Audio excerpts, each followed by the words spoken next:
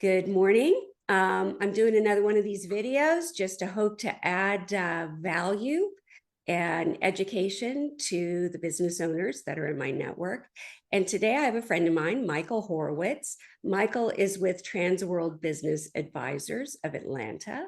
Michael is a seller broker. Michael, tell everybody what that is.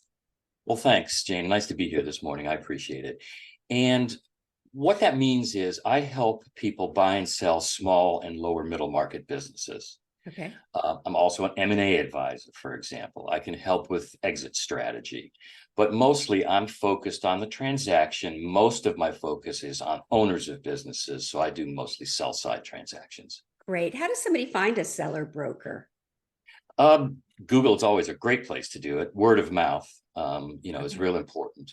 And asking other trusted advisors, who do you know that can help me through this process? Because for the most part, this is a singular event for a business owner. He or she's probably never sold or bought a business before.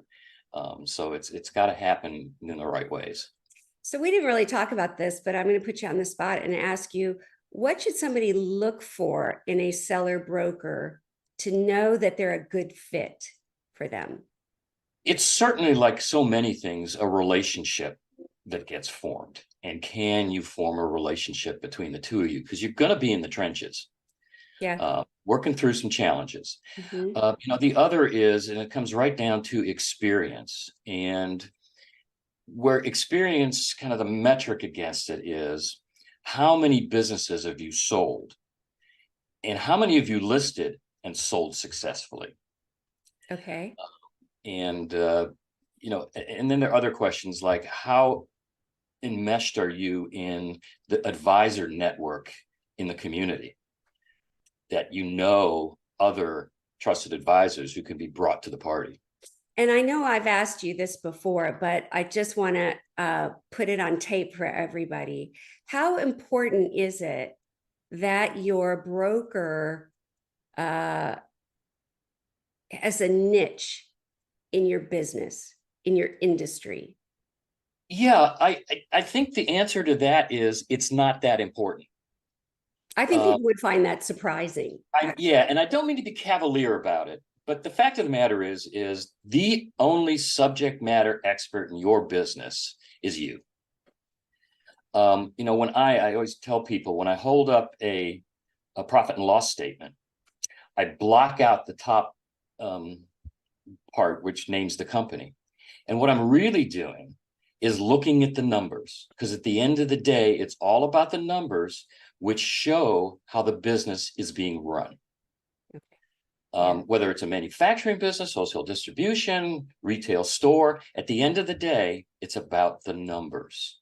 Okay. I just think people would find that interesting. Over the years, I've run into clients that want to know, what experience do you have in manufacturing, or what experience do you have in healthcare, or whatever industry they're in. And in our business, it doesn't really matter, because right. best practices are best practices are best practices, right? That is absolutely. So I always think I would imagine people come to you and want to know your experience in their industry also. Absolutely. It's a very fair question. Yeah. And, our answer is we are industry agnostic. If you take a look at our in-market listings, you'll see a whole host of different categories of industry. Yeah. So we're pretty experienced, everything from medical practices, manufacturing, wholesale distribution, construction. I mean, I can tick it all off, but it's really an exhaustive list that we can help sell. Now, here's a stat that I share with people that I think anybody listening to this video might be really surprised at. 70 to 80% of business owners who try to sell their business, ultimately do not close. That's correct. That's a scary statistic for a business owner. As you know, and it is, and that's both in the small business and lower middle market, even middle market firms. Not every one of them sells, and then something else happens along the way. Now, there are compelling reasons for why a business does or doesn't sell, and we'll talk more about those, but that is a real number. Yeah. And I say to people, the truth is you can sell any business. The question is, can you sell it for the value that it's worth? And do you know, can we get you to understand the value that it's worth? I think a lot of times that stat is driven by owners who don't really know the value of their business. They overvalue their business. And I want to get to that in a little bit. But Sure. First, I want to talk about why I even thought it was important to have somebody like you on a call like this. And that is that we are in a giant boomer market. And so we are finding that our clients, and we are working with clients 3 to 5 years out from a sale, getting them ready. But we find that more and more people are saying, okay, now what do I have to do? I'm getting tired, or, I want to transition away from this business. I would imagine you're seeing that as well, right? Yes. Yeah. Yes. Yeah. Although what I am seeing is, because we're so healthy now, and I'm a late boomer, I fully expect to work well into my 70s. Yeah. I have no intention of not working, and I'm seeing a lot of that in the marketplace. People, the old retired 65 Yeah. is slipping away. So, but yes, there's a big cohort of boomers moving out, and most of our sales are retirement related. Right. They just want to get out. Yes. One of my partners exited 20 years ago and had a very successful exit. I mean, he hasn't had to work for 20 years, and yet he's got his fingers in everything. So sometimes that sale is just to create space to do something else. Absolutely. Right. Absolutely. You just kind of feel done with that part of your life and you want to move on. So you're working with companies a year out. Is that a good number? Like, if I were to say to somebody, how long is it going to take to sell your business? What would you tell them?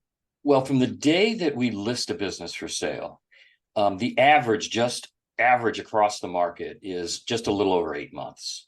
8 months. But I always tell the owner, the seller, to prepare for at least a year, and don't take your eye off the ball. What does that mean? What that means is keep running the business. Don't become about the deal. And it's unfortunately not uncommon for the owner to be real wrapped up. When am I going to sell? What are the terms? And he kind of takes his eye off what's happening in the business. And then suddenly the business is not doing as well, and it's not as sellable. So it's real important, wherever your transition horizon is to keep working on the business. Okay. So you're working a year out. What are some of the things that you're recommending to a seller that they do think about, have ready? Yep. So for better or worse, I'm kind of the bearer of bad tidings. Because one of the first things that we do when we start working with an owner is ask for the last 3 years of financials, profit and loss, balance sheets, tax statements, and take a look at those. And I'm going to do a cursory valuation, figure out just in, back of the napkin arithmetic, what I think in general the business is worth in today's marketplace. Okay. And as you said, that's often at odds with the perception of the owner of what her business is worth. Mm-hmm. So that's the first kind of discussion that has to be held. And then if you want to be one of those businesses that does sell, you have to, if there are gaps in your business, you're going to have to work on closing them. Okay. So give me an example or two of a gap. Okay. What does that look like? So a gap, for example, is one of the things that really holds back a business from selling is that the owner is the business. Yes. We find that all the time. Sure. Yes. All of the institutional knowledge is in the owner's head. Yeah. And that's where it's been for the last 20 years. And he may have some managers, but they're not really empowered to go ahead and make the decisions for the company. He's usually also the primary business development. Yep. That's hard. And, you know, the expectation that I have to set with an owner like that is do your best to, you know, not work in the business, but on the business. Right. And also get some managers in place that can start to do what it is you do. Otherwise, you're going to have to stick with the business for a while. For a long time, actually. So three things really come to mind, and at my age, I may or may not remember all three of them by the time I'm done, I'm done talking. But when I was running a company, somebody was trying to get us to buy them. And I said to her, "You are the business." And she said, "No, I'm not." And I said, "But you are." And that means I'm not that interested, because I can't guarantee that I will retain those clients that you have relationships with. So that was the first thing. And the second thing is, people think of succession planning as like their children or a financial term with their wealth. But succession planning for a business owner is also leveling up or getting those leaders in your organization who can take the roles that you have had, so you become irrelevant to the business, right? Yes. We're working with a client right now who it's a PE firm that bought these companies, but they bought a company where the owner was the BD guy, literally was the guy. There was nobody empowered in the company. The owner would go, "Michael, you're doing this today. Jane, you're going to go over here and do this." He was very involved in the business, and they bought it anyway. He just died unexpectedly. So imagine the scrambling that's happening to maintain those customer relationships that he's had, and the chaos that is happening in the company right now, because he was the one that directed everything, right? So so getting yourself out of the business is in my top three things that you should look at. Absolutely agreed. And if looked at from a buyer's perspective, right? I'm gonna put my buyer cap on. I see two identical businesses from a profit and loss and balance sheet statement.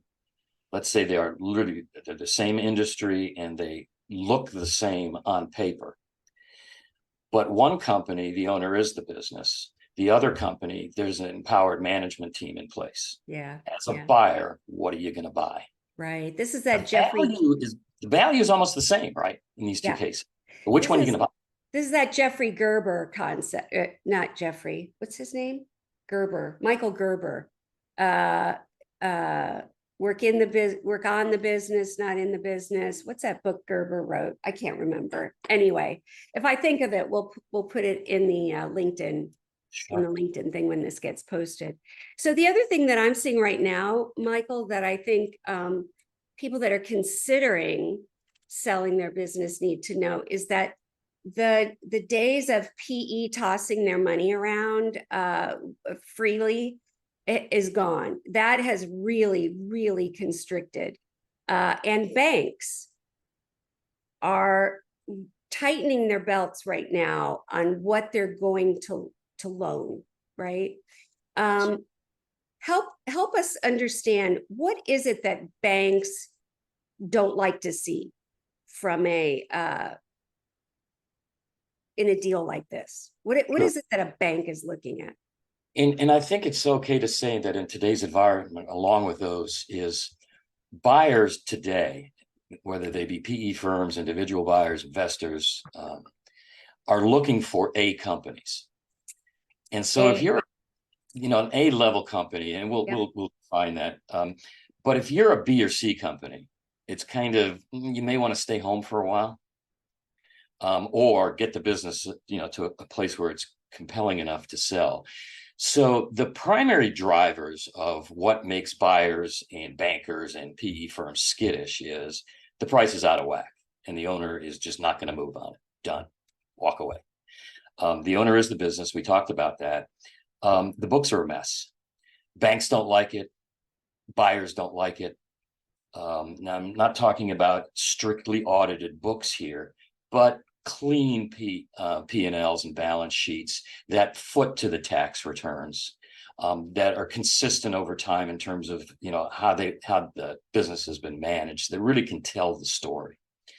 And as importantly as clean books is to have all of the company's institutional knowledge on paper. So SOPs, HR handbooks, depending on the size of the company, all of those relevant documents are very important for underwriters to look at, for PE analysts to look at, and buyers are becoming increasingly sophisticated, even individual buyers, and they're looking for that too. So, so I've seen the same thing around those two topics, but let's dig into them a little bit. So, clean books. I find that sometimes owners think they have clean books, or they don't. Right? They don't realize that maybe their controller or their bookkeeper is not really managing their books the way that a buyer would be interested in seeing. Are there a couple of like real flashing red lights to a buyer that when you look at the books, like, are there a couple of things that owners kind of traps they fall into consistently? Yeah, I mean, there comes a period of due diligence, and that's when the buyer can ask anything of the seller that's relevant to the business. Right. And it's like, okay, I want to see quarterly. I want to see month to month. I want to see cash flow statements. Mm-hmm. And the seller says, I don't really have that in the right place. Right. And the buyer is going to go, whoa. And Right. when things were really tight, especially around COVID, bankers were looking at month to month. Usually they'll look at year over year in good times. They were digging into month to month. And if they didn't see what they liked, or the seller wasn't able to really present it properly, and I'm not saying they have to be audited numbers. That's not what it is. Right. They just have to be captured clean and consistently. Yeah. So buyers need to see that you have a way of financially running the business and it's tight. We had a client that the bookkeeper, well, three things. One, their receivables for a $6 million company was over $500,000. And I'm like, that can't be right. And she's like, it is right. Well, why is nobody chasing that money? Number one. The bookkeeper was managing, was reconciling the Amex and the bank account outside of the accounting system. And I like, well, what's that all about? Yeah, she says it's just easier. Well, it might be easier, but one, for me, it's a red flag of fraud. And two, a buyer, that's a big red flag for a buyer. It is. And, it's not a difficult exercise to ask your CPA or your controller to run your KPIs along several different dynamics. And industry KPIs are generally known and published. So the accounts receivable is a good case in point. If accounts receivable is X percent of the balance sheet and the rest of the industry is at, Y, right? The question is why, and what do you have to do to close that gap? Now, again, sophisticated buyer is going to catch that, and she's going to ask, hey, why are your receivables out 120 days right. and this big? And the seller better have a pretty good answer, or it's a ding. Right. So you also mentioned SOPs, standard operating procedures. Mike Blake, who does valuations, we did a video and I asked him, when you are valuing a company, what are some of the things that you look at? And he said SOPs, including like sales process, which I was really thrilled to hear him say that. But what are some of the SOPs or processes that a buyer is looking for? So we mentioned, right, a clean way, a clean financial cadence of how you are looking and running the company. One thing I see missing a lot there is like a 13-week cash flow forecast. Do you Yes. know when your cash is coming in, right? And are you making smart choices about what's going out, because you know what's you're able to predict what's coming in? What else would you, other than financial, what are some of the other processes that a buyer is going to look at? Yeah, and what they're going to look at again, and this is going to happen primarily in due diligence, but it's all documents related to the company. So it's contracts, Yeah. it's your articles of incorporation, it's your Back up payroll. on contracts for a second, Michael. Sure. So it's contracts with your vendors, and they're looking for what there? The buyer's looking for the terms of the contract, Yeah. because generally, as a new owner, the buyer is going to have to prove creditworthiness to the vendor, but is going to want similar terms to what the previous owner has been enjoying. And it just tells the story of what things have cost over time and what things could potentially cost as they're modeling, a business plan for the next 3 to 5 years. Yeah. So anything that is on paper, really, and payroll is important. Legal contracts, the lease agreement is Right. important, because you need to see in there that it's transferable and assignable. Some contracts are, some contracts aren't. So it's really the buyer looking at, do you have all that stuff so I can look at it? And B, what am I going to have to think about when it comes to transition? I think too, the other one that I look for is what kinds of contracts do you have with your customers? Do you have any evergreen contracts with your customers? That helps a buyer get comfortable around the fact that we will retain, or it's up to us to lose these customers, Yes. right? As we run the company. That's absolutely correct. And contracts are kind of disappearing. Many companies that are even managed have monthly recurring revenues, a high amount of monthly recurring revenues. It's what have I done for you lately as far as their customer is concerned. But anything you can show that has term, right, it makes it more attractive. The buyer is going to figure, all right, I'm going to have a 10-15% attrition rate. But anything more than that is a bite, right? And Right. so proving that you have locked in terms is absolutely relevant. The other thing that having customer contracts raise the issue, another big challenge in selling a business is if your customer concentration is out of whack. Oh, yes, Mike and I talked about that as well. If Yeah, six go ahead and digits- go ahead and explain that, because that's one of Sure. the first things I look at. Yeah.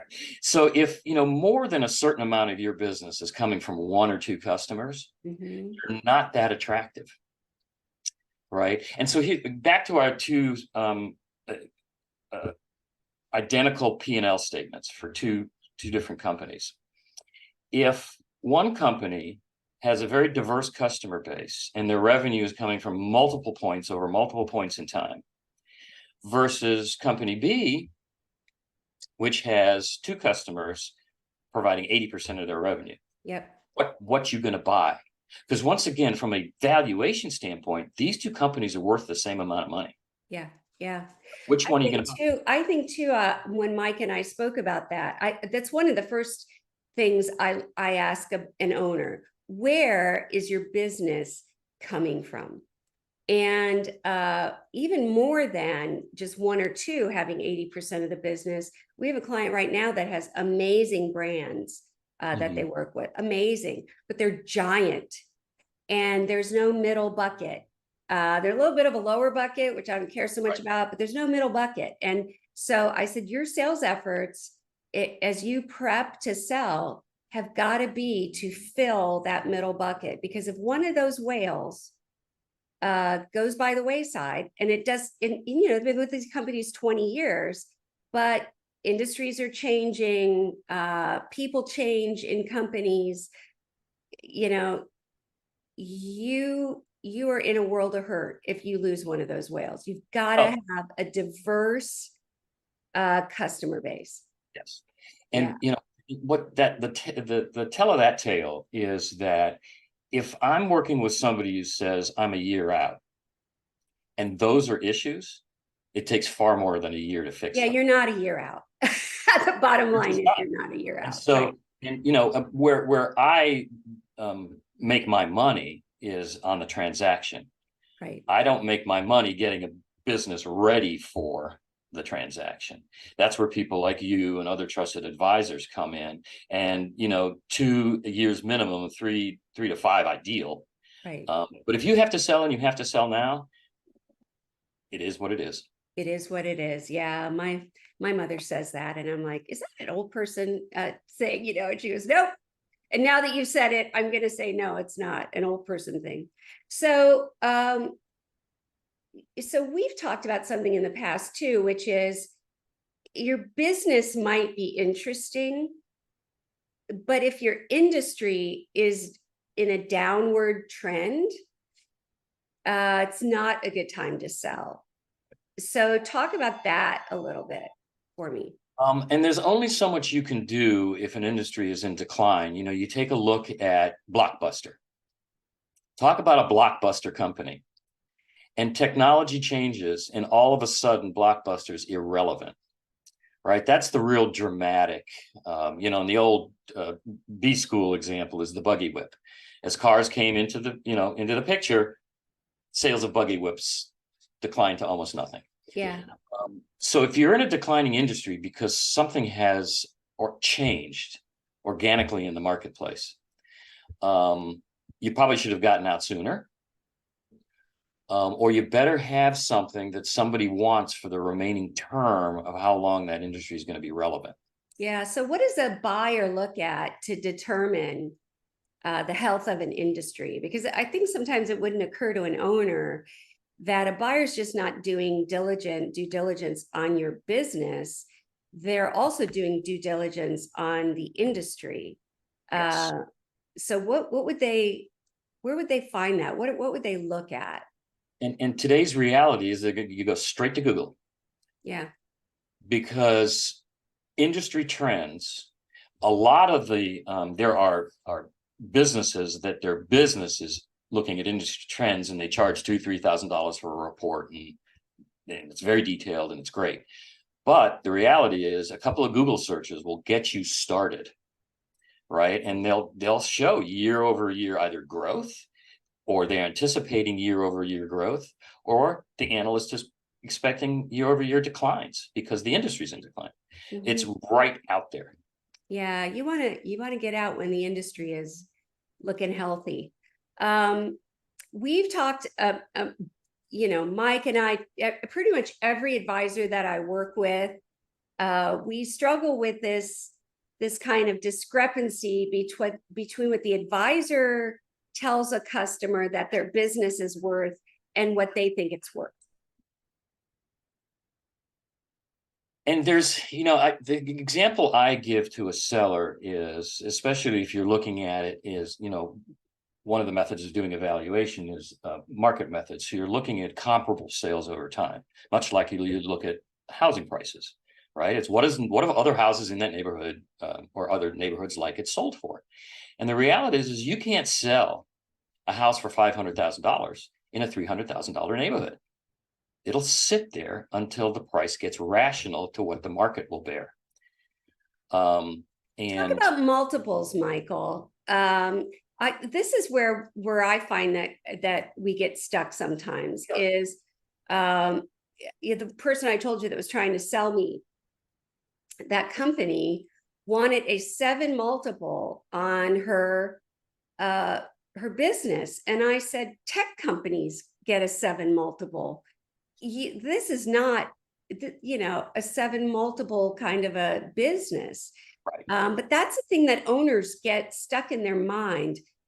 Talk a little bit about that, would you? Sure. So each industry as a category has different multipliers, right? Retail has a much smaller multiplier than manufacturing. Manufacturing generally has the highest multiplier. Now we're seeing multiplier of what, and that's adjusted net income. So EBITDA or seller discretionary earnings, whatever that number is, gets multiplied by a known number in the industry. And so back to our two identical P&Ls. If I'm doing a valuation and the EBITDAs are all but equal, same industry, I will say those businesses are equally valued.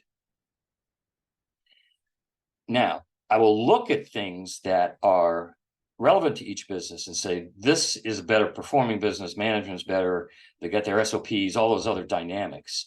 But that's not going to move the multiplier anywhere to the left of the decimal point. I maybe can move it to the right. Right. And so if it's a well-run company and it's strong, it's an A company. That's what buyers, especially in today's market, want. If it's a B company, it means that they don't have all of those attributes, those check marks. So the question in my mind is given two identical financials, who's more likely to sell? And obviously it's the A company in any environment, but especially right now. Is there anything that you wish I would have asked you that I have not asked you about? Like No, this is really important for a buyer or seller to be thinking about right now. Yeah, and I think that it's the reality also of sellers is better than half have no exit plan whatsoever, none. And so, my ask to other trusted advisors, such as yourself, and business owners, CPAs, attorneys, wealth advisors, is to plant that seed that we need to start talking about this. And people don't want to talk about it, right? But the trusted advisors need to talk and start to drop those seeds into the owner's ear so that all of this is not a shock. Right, right. And so often I come up to a business owner who says, I'm ready, which is terrific because often emotionally the business owner isn't, but she says, I'm ready. And I have to look and say, but the business isn't. Yeah. It's going to be a tough lift. Yes, I see the same thing. People just get to a point and they go, I want out. But like I said earlier, you could sell anything, but don't you want to get the value equal to the amount of sweat equity you put into this business? Don't you want to get the most possible? And when you just say, I'm ready, let's go, I'm calling Michael, you're not going to get that. No, unfortunately, you're going to be one of the think further out. Yep. You're going to be one of getting this stuff together. Yeah. And I will tell a seller that life's too short to tell them, oh yeah, this is an easy lift. Yeah. No problem. I'll tell them, I will list you, I will work with you, I will do my very, very best. But there are things about the business that are a drag on its marketability, its ability to sell. Yeah. And that's really where it becomes crucial that the owner says, okay, I got warts. What do I do about it? Right. Right. It's always so much fun talking with you. I always learn something when I talk with you. Michael, tell everybody how they could get in touch with you if they wanted to. Oh, thanks very much. Yeah, we are Transworld Business Advisors of Atlanta. Our offices are in Dunwoody. And I'll give you my email address. It's mhorwitz, mhorwitz, at tworld.com, tworld.com. Best way to get a hold of me. And then if you do, my signature block has all of the other contact information. So happy to. Do you only work with companies in Atlanta? No, we can work throughout the country, actually. Okay. Most of our businesses are concentrated in the Atlanta metro, but we do have listings in Georgia, some of the contiguous states. So it's we're well equipped to handle really a deal anywhere. I appreciate you for sharing your expertise with us. My pleasure. Thanks for having me.